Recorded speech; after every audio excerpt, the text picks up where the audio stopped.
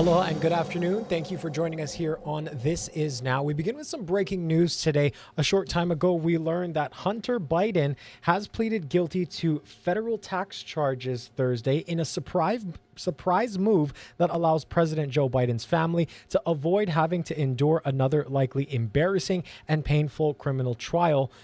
Now, his stunning decision to plead guilty to misdemeanor and felony charges without the benefits of a plea deal with prosecutors came hours after jury selection was supposed to begin in the case that accuses him of failing to pay at least $1.4 million in taxes. The president's son was already facing potential prison time after his June conviction in a trial that aired unflatteringly details about his struggles with drugs. Now, we will have more on this story coming up in later editions of Hawaii News Now. And now we also turn to new information emerging about the Georgia teenager who police say opened fire at his high school on Wednesday, killing 2 fellow students and 2 teachers. The FBI says that he had been on their radar for quite some time. Mark Strassman reports.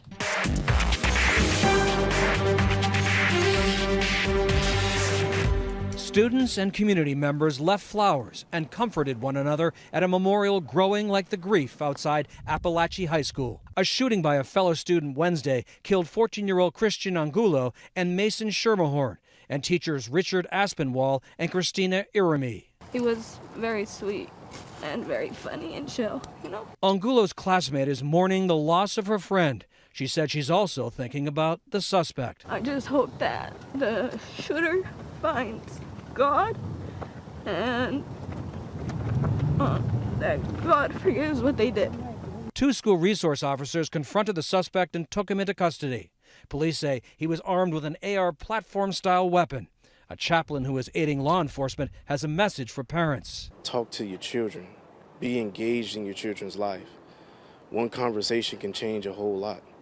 One conversation can cost a whole lot. Law enforcement says it did pay a visit to suspect Colt Gray and his father in May of 2023, following reports that the then 13-year-old had possibly threatened to shoot up a middle school the next day. After a tip from a user of the social media site Discord, the FBI tracked a troubling account to the Georgia teen.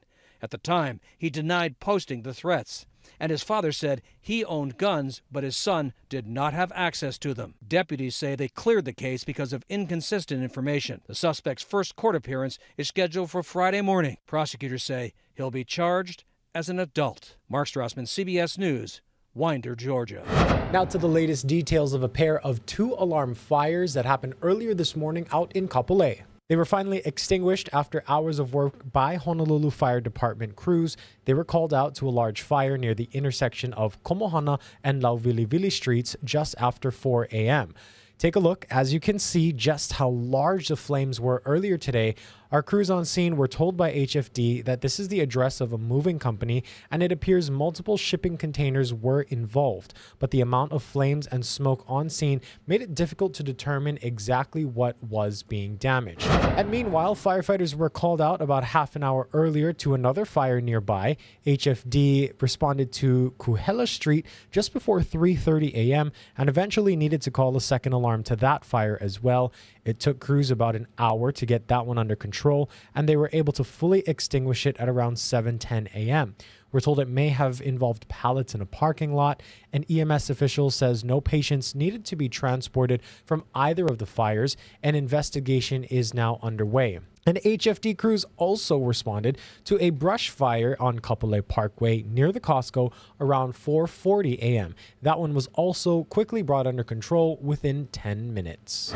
Turning now to the nurses' strike at the Kapiolani Medical Center. Management there says they're now threatening to lock out the nurses, and this comes as the nurses' union is preparing for a one-day strike next week. Ben Gutierrez has more on the ultimatum. In an effort to encourage H&A to accept our fair and generous offer, Kapiolani is prepared to impose a lockout of all registered nurses represented by H&A at Kapiolani. A lockout. It's exactly what it sounds like. The medical center says any nurses who take part in the planned 24-hour strike on Friday, September 13th, will not be allowed back into the facility until the union agrees unconditionally to the management's contract offer. Just as the union, under the law, has the right to request a strike, we have the ability as employers to enact a lockout. And HPH, Kapiolani, boom. Let's lock them all out. Rather than let's meet at the table, let's make it work more. Lock them all out. They should be ashamed. H&A President Rosalie August-Yu has been a nurse at Kapiolani since 1993. She was part of the nurses' week-long walkout in February. She says this upcoming walkout is a way for them to protest the lack of a contract and the way they're being treated. You know, there's been some bullying, a little bit of harassment on those. And that's something that we wanted to bring up to light. That is something that we're experiencing at Kapiolani as nurses, because it's retaliatory. This is totally retaliatory. Kapiolani Medical Center says its last, best, and final contract offer made a week ago would make the nurses among the highest paid in the state. And for a 3-day work week, our nurses will receive between $133,000 and $160,000 as of the 3rd year of this agreement. The hospital says the new contract also includes flexibility to adjust staffing levels, but the nurses say it's not enough to keep them safe. Who are you going to listen to? The ones that take care of the patients inside there, or the other one that making a decision to lock them out? Lock them out of the hospital. Kapiolani says it has already secured a temporary workforce to replace any nurses who choose to strike. We are committed to reaching an agreement, and we will continue to bargain with the union until such time as we reach an agreement for our nurses. We're hoping that, hey, this is a wake-up call, that all the people that just been standing by watching, the nurses should stand up and say, this is wrong. That was our Ben Gutierrez reporting. Negotiators are set to return to the bargaining table today, and both sides remain hopeful that they will be able to reach an agreement before next week. Meanwhile, back on the campaign trail, presidential nominee Donald Trump unveiled his economic proposals at a speech in New York on Thursday, promising to cut regulations and taxes. Meanwhile, Kamala Harris laid out her small business plan yesterday. CBS's Natalie Brand has more from Washington. We have an economic disaster on our hands. Speaking to business leaders in New York, former President Donald Trump detailed his economic plans. Addressing the group in a somber tone, he promised to cut regulations and taxes and take up Tesla CEO Elon Musk's idea of forming a presidential commission focused on government efficiency. As the first order of business, this commission will develop an action plan to totally eliminate fraud and improper payments within 6 months. This will save trillions of dollars. Just hours earlier in Washington, D.C., Trump's federal election interference case returned to court. It's the first hearing since special counsel Jack Smith's revised indictment based on the Supreme Court's landmark immunity ruling this summer. Trump's attorneys re-entered a not guilty plea on his behalf and sparred with prosecutors over how to move forward with 2 months until Election Day.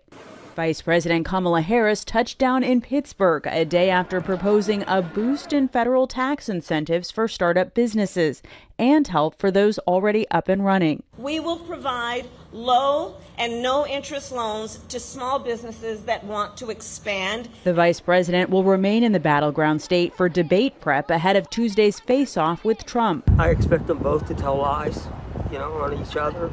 I mean, as far as I'm concerned, Nobody's telling me what they're going to do. Harris's campaign has agreed to keep microphones muted when a candidate is not speaking after having pushed to leave them open. Natalie Brand, CBS News, Washington. Former Republican lawmaker Liz Cheney has endorsed Vice President Kamala Harris for president. The endorsement came on Wednesday as the former Wyoming representative made an appearance at Duke University's Sanford School of Public Policy. Cheney's announcement marks the latest high-profile Republican endorsement for Vice President Kamala Harris's presidential bid. While speaking at Duke, former Rep. Cheney said, quote, "Because of the danger that Donald Trump poses, not only am I not voting voting for Donald Trump, but I will be voting for Kamala Harris. The Congresswoman previously served in Republican caucus leadership before being ousted for her criticism of Trump. Last month, the Harris campaign unveiled more than 24 endorsements from Republicans, including former Rep. Adam Kinzinger and others who have been vocally opposed to Trump's candidacy. Now to the latest in the Waianae shooting. The tragedy is bringing up new questions for city departments that are expected to enforce property laws. For years, Hiram Silva had been ignoring city fines for illegal grading and was operating an illegal party venue. Our Daryl Huff did some digging and has this story. The community is so familiar with this big Quonset hut. They call it the Silva Dome, and it's been rented out over the years for funerals, weddings, graduation parties, and even concerts. All of it illegally. So I'm going to be very upfront. People knew about it, and nobody can say they didn't know what was going on because they probably rented that area too for a party. The dome sits on the Silva's property next to the only narrow access lane, which runs by several homes, including the Keamos. On Saturday, after the Keamos confronted partygoers who were burning rubber on the road, Silva attacked the Keamos with his front loader, barrels of fuel, which he tried to explode, and 3 guns. Police called it a neighborhood feud. It wasn't technically a family feud. It was an issue, again, with people renting out that party, that dome. He had issues with them making complaints about the people renting out his place. It wasn't just the hut, but cars racing up and down the street. They'd complained about that. People peeling out rubber with their cars. He complained about it, and they were there earlier, and the cops were there. And I think this guy just had enough. I'll show them. Keamo family attorney Michael Green said he will look into the city as a possible defendant when he seeks damages for the decimated family and home. But the city planning and permitting department says it issued a notice of violation in April of 2021 after receiving its only complaint about an unpermitted structure. The notice warns of fines if Silva doesn't get a permit or take down the structure in a month. But as the parties continued, inspectors did not follow up, saying the Silvas didn't respond to their request to inspect the property. That didn't go over well with the area's neighborhood board. The lesson is maybe the city needs to be more progressive on those violations. If it had been more progressive, maybe this incident wouldn't happen. The dome may have not been there. Why aren't you guys being proactive? Everything seems like it's reactive. Well, I think, and that's a good question, this is the processes that are set up within the ordinances for us to follow. That audio answer was from the city DPP director Donna Puna, but former board chair Patty Taruya says the city knew more than it's admitting. You could have shut it down. There's more that you can do. You don't have to come up with that kind of excuse today. The city put out a second statement this afternoon saying the city does not believe there is any correlation between DPP's permitting authority and the extreme acts for which Mr. Silva is personally responsible. How much future aid is needed to help Maui recover from last year's wildfires? That's a question local, state, and federal leaders explored at a congressional hearing in Lahaina. At this point, the federal government has spent about $3 billion on recovery efforts. The aim of yesterday's hearing was for lawmakers to hear from the community on what is still needed and what needs to be done. Not surprisingly, housing was a main talking point. Maui Mayor Richard Bisson was noticeably emotional when speaking about families that have been forced to move away. Destroyed 2,200 structures, including around 800 businesses, was collectively generated approximately $2.7 million in daily revenue. Tourism declined from 7,000 daily to 2,000. That led to an estimated loss of $11 million per day in visitor expenditures. Overall economic losses, including property damage and business interruptions, are estimated to be between $4 to $6 billion. In the last month, funds have been limited since FEMA ran out of its disaster relief money on August 7th, which means it can only respond to life-saving activities and not reconstruction. The federal fiscal year ends at the end of the month, and budget decisions will have to be made by Congress soon. Maui County will release a draft plan for Lahaina's long-term recovery in October. The Honolulu City Council passed a resolution yesterday demanding the Navy do more water testing because of cancer-causing chemicals from Red Hill. Meanwhile, the Board of Water Supply says it may need to shut down another well. Our Kapiolani Richardson has more. Council Chair Tommy Waters called the Navy's response on the aquifer contamination slow and inadequate. But the U.S. Navy is pushing back, insisting contamination is not moving from its emptied tanks. The Honolulu City Council passed a resolution urging the Navy to order weekly water testing for fuel-related and chemical contamination from its underground fuel tanks at Red Hill, which have suffered catastrophic leaks, including in 2021, that sickened thousands of people. The Board of Water Supply warned a toxic contamination plume could be moving west from Red Hill toward Halawa and Aiea. In May, we saw a little bit. And then in June, we saw a lot. And then after that, we didn't see any of it. It's at an emergency state. We need to know immediately what's there. In 2021, after the fuel spills, BWS shut down its Halawa shaft and Aiea wells to avoid sucking in chemicals into its drinking water that could cause cancer and birth defects. Chief Engineer and Manager Ernie Lau says he's close to an announcement on the future of the Ka'amilo well, which pumps 1 million gallons of water per day to the Aiea community. I kind of faced almost now going on 3 years later with a similar decision in front of me. I'll just say that's not an easy decision. I can't help but feel helpless while the water around me, the water around my community of Aiea is in question. But the Navy's closure task force, Red Hill, says, quote, no contamination is moving from Red Hill. Contrary to the BWS's claims, the Navy has coordinated with the Hawaii Department of Health and Environmental Protection Agency to execute a robust and comprehensive groundwater sampling and testing program. Now, previously, BWS experts testified that thousands of the Navy's water test results were invalid, but the Navy called those test results false positives for contamination. Kapiolani Richardson, Hawaii News Now. Let's send you live outside now for a look at the White House. A beautiful day there, but as mentioned at the top of the show, we are tracking that breaking news regarding Hunter Biden and his guilty plea. Stay with us. We'll have a look at your local weather coming up after this.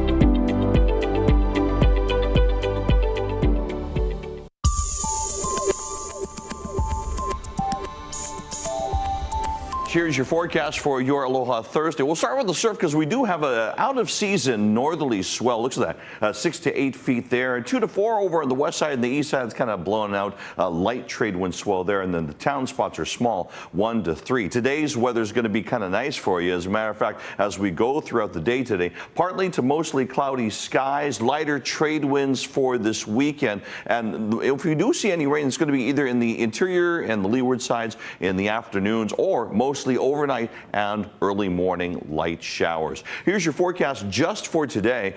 This is going to be lighter winds. Take a look at this. We'll get mostly sunny skies, and then we'll get some clouds here in the afternoon. Daytime high about 87 degrees. Let me tell you, with the heat index, this is going to feel warmer as we go through the day today. And as we take a look at the 7-day forecast, here's what you can expect. 10% chance of rain here on this Thursday. 10 to 20 mile per hour winds, but this is going to be mostly on the lighter side, probably more on the 10, 12 mile per hour side as we go throughout Thursday, Friday, Saturday, Sunday, partly to mostly cloudy skies. Monday, mostly cloudy, and then Tuesday and Wednesday, we got lots of sunshine. So 7 days of pretty stable weather as we go through your 7-day forecast. Thank you so much for that forecast. Happening this Friday, Priscilla Presley is coming to town, and she's hosting a show at the Hawaii Theater. During the event, she'll share an inside look at what life was like married to the king of rock and roll. She recalled the time they spent in Hawaii over the years and said how much Elvis loved the islands. Together, they and their family visited many times, whether it was for vacation or for work, as Elvis filmed many movies here in Hawaii. I'm basically, there to talk about my life. And of course, with Elvis, the young girl, meeting him at 14 years old. I think people would be very interested in my story. Our relationship, at the end of our marriage, being still very, very close. Stories after that, marriage, still doing things together. But I've never had a bad time in Hawaii. I've always loved the islands. I love Maui. I love the Big Island. I love even Honolulu. I mean, the dancers I used to love and just go to see because I knew some of the dancers that perform. At the end of the show, there will be a Q&A with Presley and a chance for fans to know some other inside details. The show starts at 7 p.m. and tickets are still available. Christmas is more than 100 days away, but millions of Americans are already buying gifts and looking for the best deals. Michael George has more. At the Christmas Cottage in Manhattan, the holiday shopping season is underway.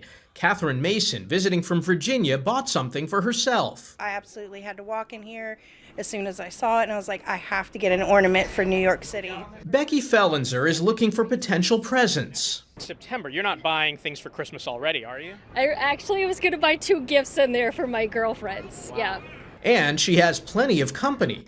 A survey from Bankrate finds 12% of Americans are buying gifts this month, and another 13% already made purchases in August. Starting holiday shopping early does provide one major advantage: more time to find deals. It does feel like the holiday season starts earlier every year. Ted Rossman from the personal finance site Bankrate says about 1 in 4 people will begin buying in October, and there should be plenty of bargains. That's when we start to see the Black Friday kind of pricing. Things like Amazon Prime Big Deal Days, Target Circle Week, Walmart's Holiday Kickoff. Rossman says right now is a great time to get a budget together and to start setting money aside. You don't want to wait and just load it all up on the credit card and hope to pay for it later, because that's how you get into debt. The Bankrate survey found shoppers will be strategic. About 1 in 3 say inflation is changing the way they shop. Everything's more expensive, so you got to try and save and budget the best you can. And for many, that budget is tightening. 76% of Americans say they expect to spend the same or less than last year. Michael George, CBS News, New York.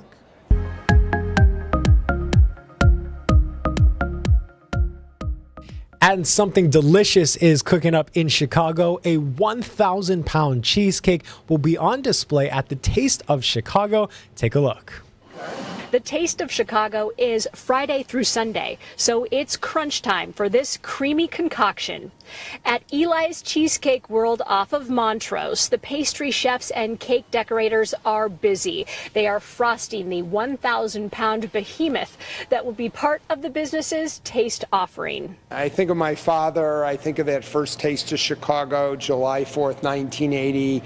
Eli's Cheesecake had never been served outside my dad's restaurant, and we didn't know what to expect that day. And how exciting, 44 years later, all of these big cakes. This is a vanilla and chocolate chip cheesecake with buttercream frosting and cherries molded from cookie dough. Samples will be free from this creation. And then from the tent, dessert lovers can purchase other full-size slices. Our smush, our dipper, we have original plain with strawberries, so I think the prices range from like $5 to $8. So pretty big slices. Eli's tent, again, will be at Columbus and Ida B. Wells. This is the turtle cheesecake, one of the offerings you can purchase. Diet starts tomorrow. No, wait, with the taste, diet starts Monday. No, wait, it's Bears tailgating season. Let's not worry about it. Oh my goodness, 1,000-pound cheesecake. Sign me up. I would love a slice of that. Let's end today once again with another live look outside at the White House. We thank you so much for tuning in to today's episode of This Is Now. Be sure to tune in to our evening newscasts.